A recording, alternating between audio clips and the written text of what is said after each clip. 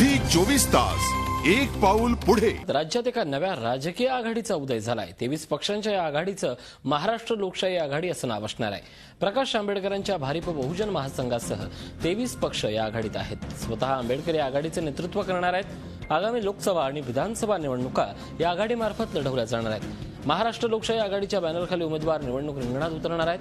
प्रकाश आंबेडकरांचा हा राजकीय प्रयोग कितपत यशस्वी ठरतो हे येत्या निवडणुकीत स्पष्ट होणार आहे। यापूर्वी राज्यात तिसऱ्या आघाडीचा प्रयोग करण्यात आला होता, पण हा प्रयोग सपशेल अपयशी ठरला।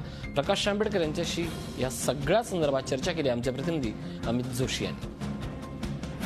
नव्या आघाडीचा जन्म या ठिकाणी झालेला आहे। प्रकाश आंबेडकर आपल्या बरोबर आहेत। सर, 5 प्रमुख पक्षांच्या भोवती गेले काही महिने निवडणूक फिरताना दिसते आणि आता तुमची नवीन ही 23 पक्षांची आघाडी काय नक्की साध्य करेल असं आपल्याला वाटतं?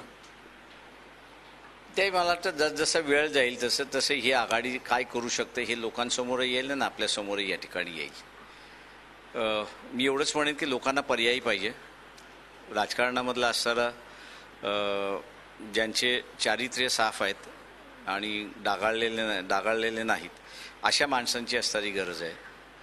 ज्या संघटना आम्ही असणाऱ्या बरोबर केलेल्या आहेत या अनेक संघटना गेले 10, 15, 20 वर्ष महाराष्ट्रामध्ये सामाजिक किंवा इतर प्रश्नांवरती असणारं कामकाज करत आहेत। त्यांची असणारी विश्वासार्हता फार मोठी महाराष्ट्रामध्ये आहे।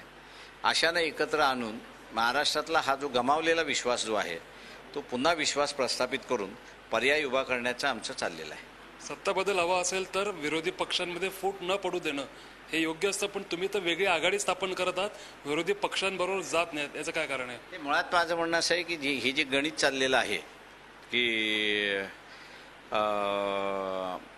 मतदार हा असणारा तरुण मतदार आता असणारा फार मोठा आलेला आहे।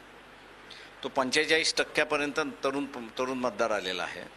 या तरुण मतदाराची अजून असणारा कुठल्याही पॉलिटिकल पार्टीशी बांधिलकी नाही, त्याच्यामुळे तो फ्री होल्ड आहे सध्या असं मी मानतोय। ही जी आहेत की हे सगळे दोन्ही पक्ष पैशाने आहेत, बलाढ्याने आहेत, अमुक आहेत, तमुक आहेत, याच्याने आहेत। माझ्या अंदाजानं लोकांची लाट ज्यावेळेस चालते त्यावेळेस हे काहीच चालत नाही असं मी त्या ठिकाणी मानतो।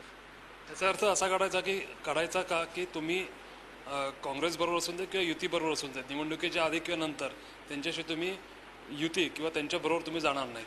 ते मुळात आम्ही असणारा पर्यायच उभा करतोय। आम्ही जाहीरच केले की सगळ्याच जागा आम्ही त्या ठिकाणी लढणार आहोत, त्याच्यामुळे आमचा असणारा हा पर्याय असं मी त्या ठिकाणी मानतोय। इतर रिपब्लिकन पक्ष तुमच्या बरोबर येतील किंवा तुम्ही त्यांना बरोबर घेणार? कोणी राहिलेलंच नाही की जे होते ते सेनेबरोबर गेलेले आहेत, त्याच्यामुळे आता कोणी राहिले असं मला वाटत नाही आहे। त्याच्यामुळे तो इश्यू आता संपलाय। धन्यवाद। हे होते प्रकाश आंबेडकर आणि नवीन आघाडी राज्यात स्थापन झालेली आपल्याला बघायला मिळते। व्हिडिओ जर्नलिस्ट मोहनसह अमित जोशी, झी मीडिया, मुंबई।